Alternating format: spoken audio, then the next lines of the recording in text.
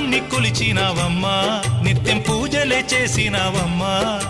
గూడు చెదిరిపాయ గుండెల విసిపాయ గూడు చెదిరిపాయ గుండెల విసిపాయ కొలిచిన రామయ్య కొండ దిగిరాడాయే వందనాలమ్మా అమ్మా వందనాలమ్మా వందనాలమ్మా